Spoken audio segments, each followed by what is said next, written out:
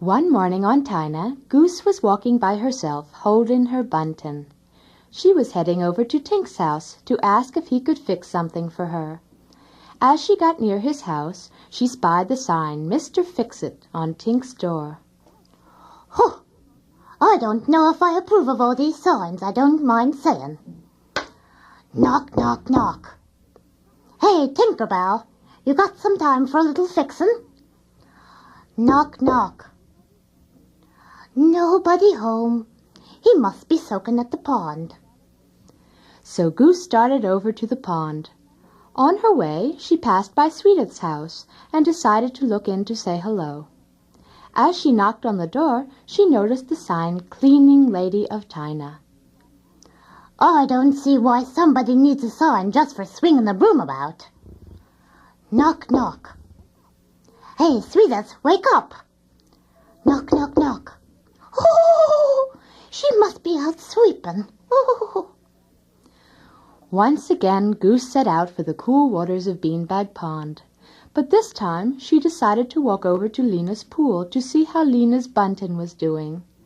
When she got to the pool, she found nothing there except a bucket of water with a sign on it saying, Lena's Flower. Goose shook her head indignantly and headed straight for the pond. When she got there, she found Tink, Lena, Swedith, and Snee all soaking their feet. Snee was asking Tink about the sign on the clubhouse for tiny things. "You know, Tink, I think our sign is getting a little loose. Maybe I could make an appointment with you to fix it up." "Sure thing, Snee. I'll have it fixed this afternoon. Well, hello, Goose." "Hoy. Hey, Tinkerbell, my house needs a bit of fixing. Do you think you'll have time to do it one of these days?" "Oh, I think so, Goose. I only have a few things to do today." "Thank you, Tink." Ah! Hey, Goose, you're standing on my foot. Oh, sorry, Swedith. I thought I felt something funny there. Yeah, you sure did. Well, I have rather fat feet, you know. So do I. Fat. By the way, Lena, how come you got a sign on your bucket? Think make a sign. I don't know about all these signs, I don't mind saying. Hey, Goose, old buddy, don't you like my cleaning sign? Well, I don't see why everybody needs all these signs. Anyway, I'm feeling a bit sleepy, so I think I'll go home for a bit of a nap, thank you. Bye, Goose. Bye. So long, Goose, old buddy. Watch out for them feet. Fat. So Goose went walking back to her house. After she had gone, Swedith made a suggestion to the rest of the animals at the pond. You know something? I think that Goose is hankering for a sign of her own. The way she's looking down at everybody else's, that is. Well, that sounds very deep to me. Maybe she just doesn't like signs. Yes, Swedith. Maybe that's why she's making fun of our signs. Fat. Fat feet. No, Lena, I don't think it's them feet that's doing it. I just kind of got a feeling that she really wanted a sign deep down. But was too goose-like to ask us what. Maybe we could make her a sign for a present. That way, if she really likes it, she can have her sign without asking for it. That's right. And if she doesn't like it, she won't feel insulted because we'll give it to her as a present. Yeah, that's hitting the nail right on the head. That's a great idea, Tinkle, buddy. The only thing is, what do we write on the sign? Since Goose doesn't got any jobs to do, it may be kind of hard to think of something to write. Fat feet. No, Lena. I don't think Goose would like that. Lena like fat. That's right, Lena, old buddy. But I don't think Goose is real happy about them fat feet. I can't think of anything to write. While the animals were discussing what they could write on the sign, Goose was walking quickly over to Monk's treehouse to find some wood. For after seeing all those signs, Goose had made a decision. She would have her own sign, and she would ask Monk and Jowls to help her build it.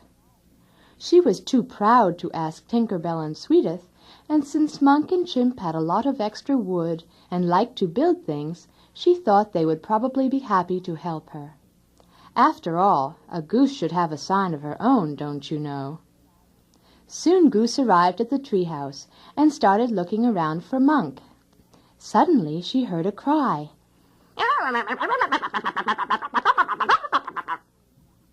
Goose turned around and saw Monk flying through the air. She tried to move out of the way, but she was a little bit too slow, and Monk went flying right into her, knocking himself and Goose to the ground. Oh, Monk, I didn't know you were flying about. Anyway, I wanted to ask you if you had any wood hanging about. I thought I'd like to have a sign on my door, don't you know? What's that you say? Oh, thank you, Monk, anyway.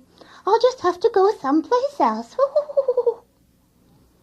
So Goose left Monk's house and started to walk over to the pond, trying to think of a way to get hold of a sign without telling Tinker Bell or Swedith about it. But she just couldn't come up with an idea. So sadly she continued on her way.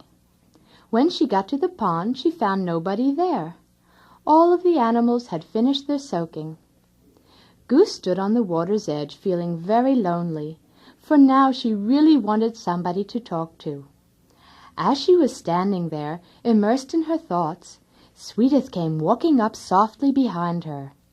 Swedith was in a mischievous mood, and seeing Goose standing there, decided to surprise her. So she got right up next to Goose and tapped her on the shoulder. Boo! Goose was so startled that she swung herself around wildly, bumping into Swedith and losing her balance. They both fell over and splashed heavily into the water.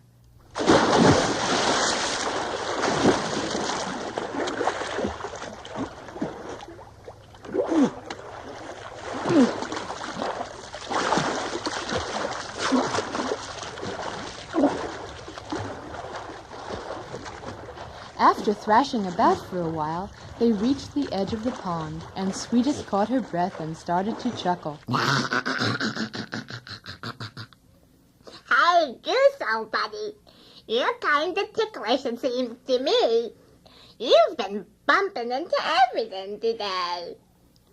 Oh, you shouldn't try to frighten me, thank you. Sorry about that, Goose, old buddy. I was just saying hello is what? What's going on here?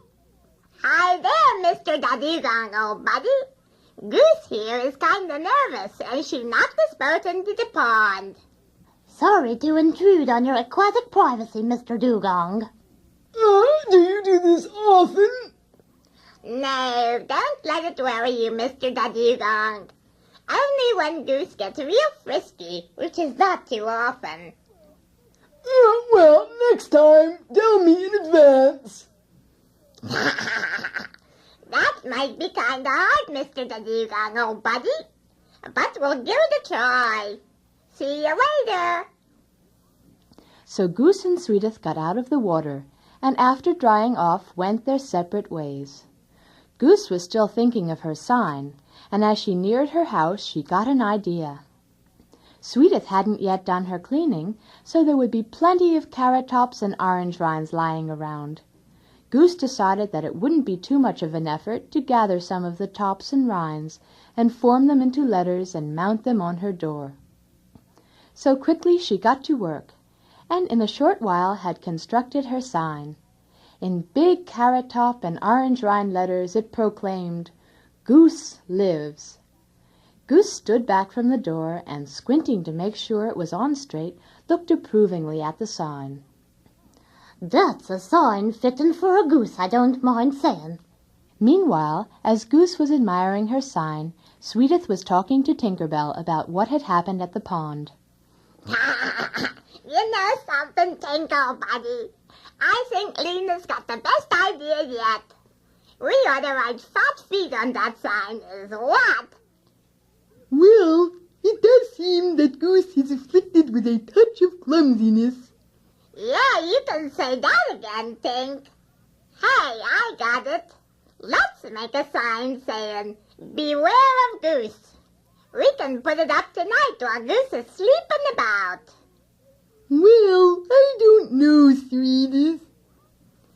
Don't worry, Tink. We can put on some of the letters real loose, so that the part saying "beware of" will come off and leave just plain Goose. That way we can have a little joke mixed in with the present. Well, as long as we take off the beware of part before Goose gets really upset, we don't want to traumatize her, do we? That's the spirit, Tingle Buddy. Are you ready for action?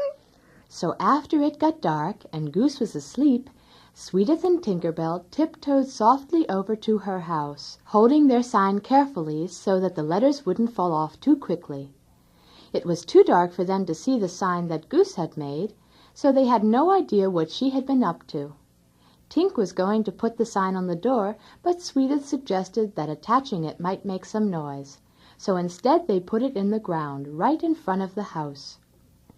After the job was finished, Swedith looked over to Tink and whispered, "This'll give her quite a shock, Tinkle Buddy. Let's come over bright and early to see what happens." Okay, Swede. and happily they stole off to their houses for the night. Early the next morning, all of the animals gathered at the pond near Goose's house. Swedith and Tink kept a sharp watch on the door, waiting to see when Goose would come out. The sign glowed brilliantly in the morning sun, and "Beware of Goose" could be seen for quite a long way. It's a nice sign, Swedith, but don't you think Goose will be a little bit upset? Well, you see, Snail Buddy. Hey, wait a minute. Here comes Goose. And just then Goose opened the door of her house and walked sleepily outside, holding her bunting. She didn't seem to notice the sign as she stood next to the door looking up at the sky. Then she saw a piece of wood sticking out of the ground, so she decided to go over and investigate. The sign had been placed so that you could only see it if you were walking towards the house, and not if you were walking away from it. But just as Goose got near the sign, her foot caught on the edge of her bunting, and she went tumbling into the air, landing against the sign. The sign was well planted in the ground, so it didn't break, but the looser letters all came flying off. Goose got up from the sign, a little embarrassed at her fall, and looked to see what it said. Since most of the letters had come off, all she saw was the word Goose on the right-hand side of the wood. Just then Swedith, Tink, Lena, and Snee came up to say hello and to see how Goose liked her sign. To their surprise, she seemed quite happy. That's a fine sign, thank you, even though it's kind of off-center, don't you know? By the way, I made my own sign yesterday. Hey, that's right. Now you got 2 signs, Goose, old buddy. Never too many signs for a goose, you know. Fat. It's a very nice sign, Goose. Oh, it is indeed exquisite, brilliantly handcrafted. Everyone admired Goose's signs and complimented her for thinking of such an ingenious way to make use of mess.